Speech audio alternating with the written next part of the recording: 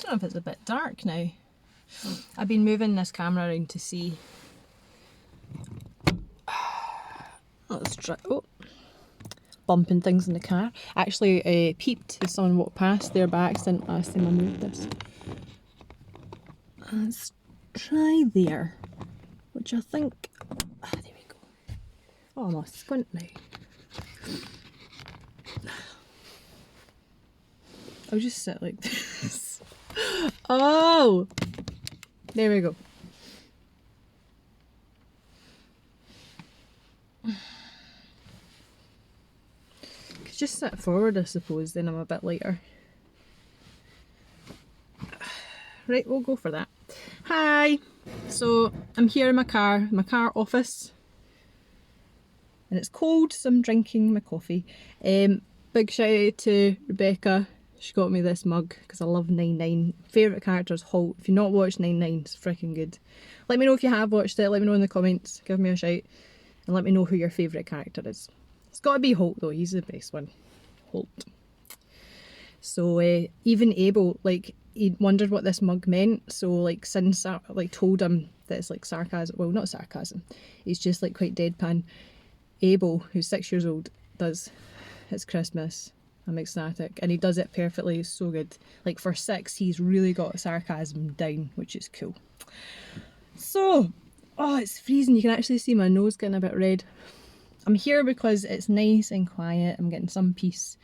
I'm not getting the cat walking through, Abel shooting me with Nerf guns, or Ian asking me stuff, where stuff is, or why I've done this, when obviously just means, could you do it differently?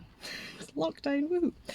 So I wanted to talk about, because a lot of people are asking me like how to stay motivated and how to push themselves harder. And actually, most of the time, I don't think it's an issue of pushing themselves harder. I actually think they need to pull themselves off a little bit. So, and be a lot more, like bringing a little bit more positive self-talk rather than negative self-talk. And this is where I'm different from like most of the fitness industry that's like, you have to want it enough and like, get yourself out of bed at 5, go, go, go. Like there's a total place for that. But for some people it makes them take like a big leap back from it. So I actually think a nice way of looking at this is, not a nice way, sorry, that sounds really cheesy. A more productive way of looking at it is to work with yourself rather than against yourself. So one thing I tend to talk about with my clients if I notice this happening, so if they're pushing themselves and that's actually making them less productive, and making them have weeks where they just disappear or switch off or get themselves in a rut, so if you are finding that you're getting yourself in a rut quite often, like maybe you're having a really, really good week, a week or even like, you know, a few days where you're feeling really, really on top of things, and then suddenly it becomes too much and you pull right back. So you go from like 100% right down to like 0, 20%, whatever. One thing I like to tell people is when you're self-coaching, you're parenting. That's another word I struggle with. Parenting. So the way to think about it is, if you have kids especially, you'll understand this, or if you remember being a child yourself, which I'm sure we all do, when you were learning something new that maybe you didn't even want to learn, like if it was tying your shoes, brushing your teeth, stuff that you're like, that's not important, I'm 5 or I'm 3, who cares? You obviously had a parent there trying to push you to do it more and do it daily for your own good. Or even things like exploring, doing art, doing your schoolwork, all that kind of stuff. So things that are new or difficult that you would naturally pull yourself away from at the start. And it's these things that as you become better at it, or as it becomes a habit, it's easy peasy, don't even need to think about it. So you want to kind of see yourself in the same way. So with a child, if you are parenting them or coaching them essentially, you have different tactics at your disposal. So think about what is the worst tactic you can use on a child if they're not getting something right. I'm adding a pause, like people are just going to answer, but pause answers. So the worst thing I think you can do, and I think you'll know as well if you have kids, if you remember being a kid, is scold them. So if you got on at them, like if they're doing something dangerous, yeah, scold them. But if they're learning something, they're not getting it right, they're getting frustrated with themselves, and then you shout at them for getting it wrong.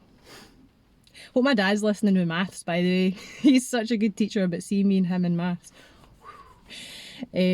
So yeah, there might be times that happens, but you know yourself as a parent, as a guardian, or known from your childhood trauma, maths. Oh, there's a wee cat. Sorry. There's a wee cat that visits every day, a little girl. She's so cute. She's meows. Aww. Anyway, when was our childhood trauma? I always get lost with that. So if you're scolding them, you usually know yourself, it brings out the worst in them. They dig their heels in more, or they get really disheartened and they don't like that thing anymore. They have that resistance. So if you think about you with your fitness, your health journey, your eating habits, stuff that feels really difficult to do, feels new, feels uncomfortable, and think about what you're doing to coach or parent yourself. You're probably scolding yourself. So you're probably, if you don't get it right on day one, you're like, oh, I'm such a loser. Like, I would say that. Or, oh, I've not got this right, it's so annoying. Or you start to compare yourself to other people that have it down, and you think, I'm just not the type of person to get that. I'm not the type of person for fitness, for eating well, for that, or whatever. So that's another thing, is you start to compare like the end goal, or, you know, other people, and you think that you're terrible for not getting it right on day one. So I've spoken about this before, that adults are really bad at being bad at stuff. We're really bad at just embracing that we're on the first rung of the ladder, and it's going to take a while to actually get better at it. So if you think about it with a child, the worst thing you can do is scold.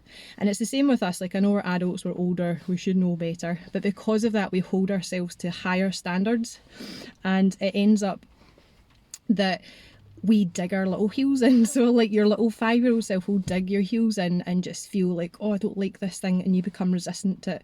So in a way, because you're not working with yourself, you're then getting in your own way. So other tactics you could use, so think about, again, with kids, encourage, be their cheerleader. Even like, you know, when a kid's kind of half getting it right, like Abel will do stuff like he's drawing something, and he'll go like, just he's drawing a house or something, and he'll be like over here or something, and he'll be like, oh, and he gets so annoyed with himself. So the worst thing I could be is like, what the hell, draw a straight line, like he's a kid. So I'll be like, oh, that's good, I can see like you slipped a wee bit there, that's totally fine, like, and I'll show him how to fix it or how to work with it. Or we just practice until we get it. And a lot of the time we'll say to him as well, just think, because he'll compare to like what me and Ian can do, and we'll say like, remember, I'm old. So he thinks I'm like 50 as well. I'm like, no, I'm 30.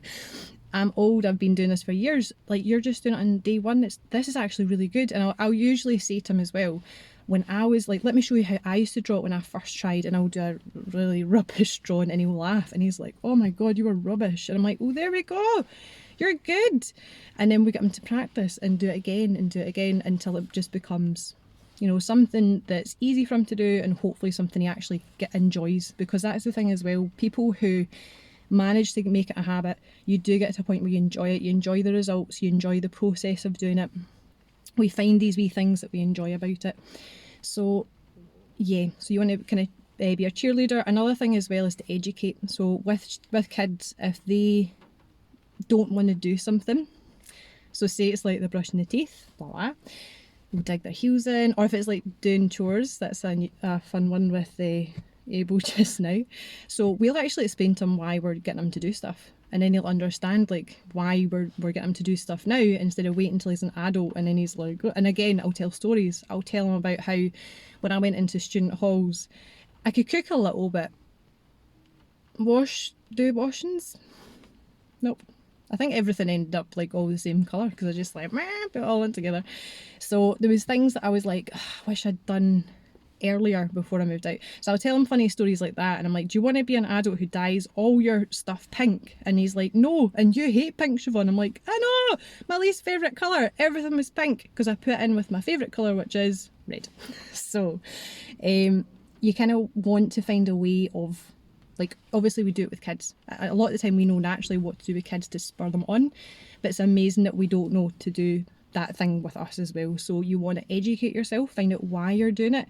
As you're doing the thing, think about, or even before you do the thing, if you do feel very resistant to it, just sit and think, right, what is the after effect of this? Like, I don't feel like exercising today, but if I do a bit of movement, if I do the movement that I know helps my back or helps my neck or, you know, makes me feel, you know, a bit more invigorated, you think about all that, and you'll hear people say that it's on the way to the gym or on the way to the exercise, they'll think about, right, okay, I'm not looking forward to this, I can see it far enough, but right, how do I feel afterwards? Oh, I feel great, I feel like that endorphin rush, like I feel happier, it's better for my mentality. So it's more like you're trying to not unnaturally fall in love with the process, but you're all, like, in my opinion, you're designed to protect yourself against newness and against change. So you also want to have tools in your toolkit to stop that innate instinct to be like, oh, something new and dangerous, and go, no, remember that last time we came out feeling great. So there we go. So educate, where was it? Educate, don't scold. And another one as well is entertain. So if you want to make it, another thing with kids is like you make it fun, make it funny. So for our case, maybe it's like putting on music that you love to get yourself exercising. You know, listening to a podcast or someone that kind of makes you, like an outside influence that makes you see it more creatively. So it's working with that. I'm going to sound really cheesy when I say this, but working with that like inner child, that inner creativity, instead of this like I suck at this thing and I don't feel good about it. So I think that's pretty much what I wanted to cover today, is like educate, cheerlead, encourage, celebrate all the mini wins, celebrate all the sessions that you've done, or celebrate like you've went for a walk one day, like even if it's like a day you've been like, right, I can't face a full session, go for a walk, stick in a meditation, do something that makes you walk away being like, right, I didn't lose today, I still done something that fed into my soul. Don't know if it's the hair, I always go to the hippie stuff, don't I? So hopefully that's helped today. If you've watched, please give me a few comments below, let me know what kind of landed with you, if anything did help, because if this is helping, I'll keep doing more of the same stuff. So have a great day, guys. Bye.